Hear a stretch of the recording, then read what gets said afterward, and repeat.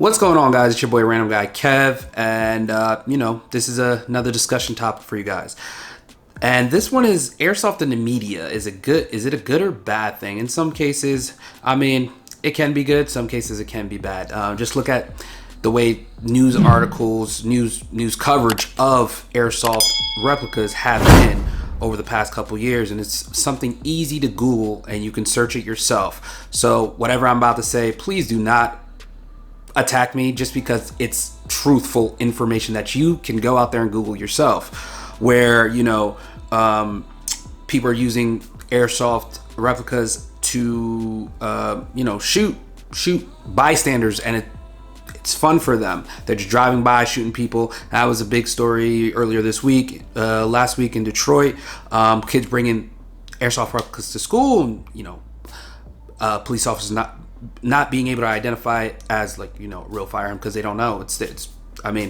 You bring the replica to school and you're trying to show your friends, hey, I just got this, and people are fearful because it looks like a real gun. What are you doing with this? People are using BB guns for robberies, at banks and whatnot. People playing in their backyards, and thinking it's okay.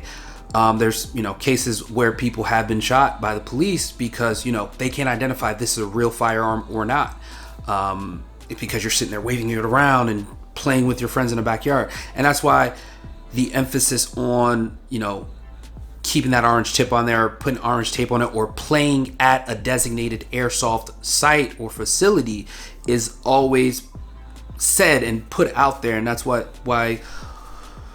we keep trying to put out there, show the good side of airsoft. And I feel like people miss out on those pieces because of the news articles that are out there. Hey, these people are playing with replica firearms and it's hurting people. And it's like, the news likes to spin things. And recently Vice did a story on talking about the obsession or hobbies of people. It's called The Deep End, and a lot of people have seen it. Some people haven't seen it. It was with Josh Warren from Milsim West, Leah, and Jet. And a number of other people that were interviewed.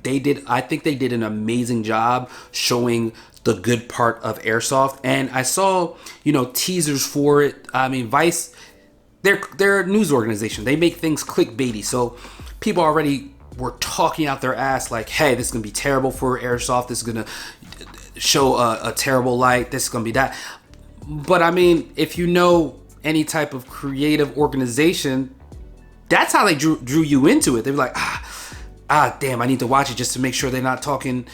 But that's how they draw people in to incite some type of thing. The Deep End also did some stuff on new fandoms and QAnon, but I feel like the whole emphasis of the video just showed the Milsim aspect, which is great. It's always an introduction, just like Speed QB. Speed QB, if you're showing just Speed QB, a lot of times that's just the entryway into airsoft, and people learn about the other stuff later. I saw a lot of people talk about they're just showing Milsim aspect. I should have talked about Speed QB.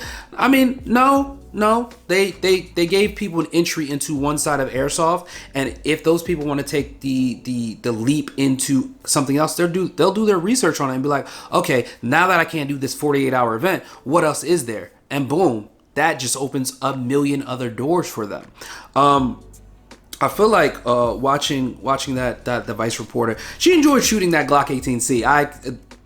Jet put it in her hand and she did full auto, and she was like, oh, she's sitting there laughing. So I feel like a lot of times putting the gun in someone's hand and actually letting them play with it, they're just like, okay, this wasn't what I expected, but I'm keeping open perspective of it. And then Leah's point of Jet being in the military, and then Leah's perspective of showing the different side. You don't have to just be military to be in airsoft. I think that's a great point, because people feel like you only have to be law enforcement or military or have that experience just to be playing airsoft. Milsim West is there's the LARPy aspect. If you've never played at Milsim West but talk so much shit about it, I think you need to go experience it and be like, because it is very intensive on you, and I think it's a great experience. If you're not you're thinking, oh, I don't want to LARP, but then you get there, you start playing, and people are role playing. You're just like, I'm gonna get in a character too, and you just jump into it. There was the father and son experience there with Steve Taylor and Jake Taylor. I thought that was great. I hear that so many times. People get into it because their kids got them into it, and they want to bond more with them. I think that's another great point that they showcased in the Vice video. And I think a lot of the videography work was amazing as far as the action, the combat, the LARPing, just showing the different aspect of Milsim West and Airsoft. If you've never been to Josh Warren Safety Brief for Milsim West, they, to me personally, are hilarious. I've seen videos of it, but when I actually went to Milsim West and experienced it, I think it's funny because people lose. He humanizes everybody. He reminds them like, yo, this is just a game with your friends. We're wearing costumes. And people lose that so much. And I feel like every safety brief should remind people like, yo, don't take this serious. If you get shot, just call it. It's a whole storyline. It's a game. Stop it. With the whole Milsim West, it's a storyline. It's a fictional storyline that sometimes if the news does pick it up and it's like, wait, where did this happen at? This looks real. It's because the way that it's portrayed, and Josh does a great job as far as doing the storyline of the whole engagement for Milsim West, and all those creators that put content together and make it seem like, get into it, make it very LARPy and realistic. And Vice continues to try to throw their politics into stuff. I mean, Vice is one of those things where it's hit or miss with them. Like, sometimes you'll get good people, sometimes you'll get bad people. And she was talking about, how Airsoft brings all these types of people together in a neutral space, and it's just like, they just have fun. I mean, Airsoft is an escape for a lot of people. Like, all that other garbage, you don't bring in Airsoft because, okay, this is my escape. I'm getting away. Blinders are on. Boom. You'll talk to people in different spectrums than I have. And then, like, when you get out of that Airsoft space and it's just like, now back to the real world. Here we go. And I appreciate Josh for talking about how Airsoft has changed his life. If you, I did a discussion piece with Josh. If you want to check that out, I'll leave a link in the description. But Josh, I feel like because he comes off as such a internet bully, I mean, he keeps it real when it comes to the forums and things like that. And when people start to cry and and all this stuff, but you actually talk to him, it's a great conversation. You could talk for hours with him, and he'll tell you how he feels. I mean, my thing is, you have to have an open mind when having discussion with anybody. So your perspective, you can't just drill into people. You have to be open. If you can't be open, don't have conversations with people. That's the general gist of it.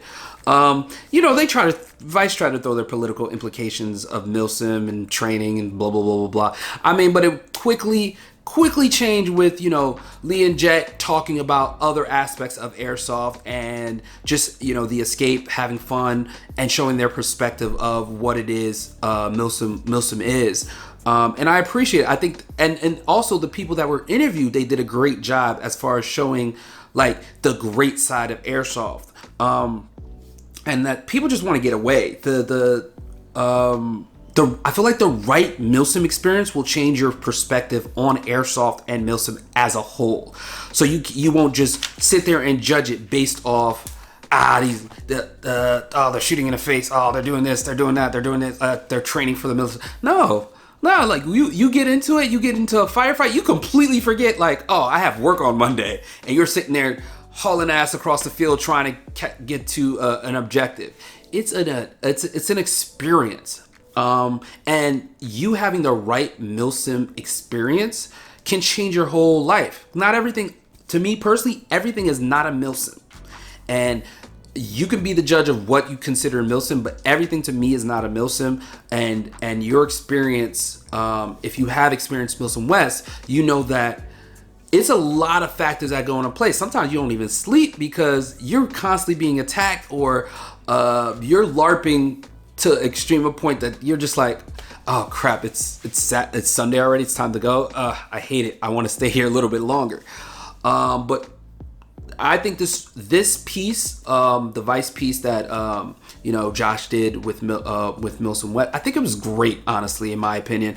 And a lot of times, it's up to us to police how the media perceives Airsoft. So bigging up great content creators or content producers like Milsim West and showing that aspect, I think will propel Airsoft further. Not just saying, propel Milsim as well, but not just that Milsim piece, Airsoft as a whole. Like what the SpeedQB guys did at DreamHack. If that was like that, if you don't know what DreamHack is, I bring this up a lot because a lot of people forget that SpeedQB has been doing a lot in the background, and when they do it, when they come up front, it's just like, oh wow, this is awesome. DreamHack is a big gaming thing. If you don't know about it, look it up. And I think what they do is great as well. So my thing at the end of the day, Airsoft is Airsoft. SpeedQB, Milsim, blah blah blah, whatever. Airsoft is Airsoft to me, and we have to do a lot as a community to move it forward and to show the positive aspects of it. I get it. There's so much negative out there that gets the views and whatnot. But if we as a community have to keep pushing the good stuff forward so we can get those newer players in and they be like, oh, what's that? All right, cool, I'm down. Sometimes when people watch stuff, they're just I don't think I could do that because that's not me. I mean, we get it. There's stuff like that. It's just up to us as a community to push it forward and try to push that the positive use of Airsoft in the forefront. You see what's happening in Canada. You see what's happening in Australia with Airsoft. Like, come on. We got to do it together as a community. Let me know your thoughts on Airsoft in the media. Is it a good or bad thing? To me, it is a both good and bad thing, depending on how you look at it. But let's take it from there. And don't forget to like, comment, and subscribe. I'll catch you guys on the next one.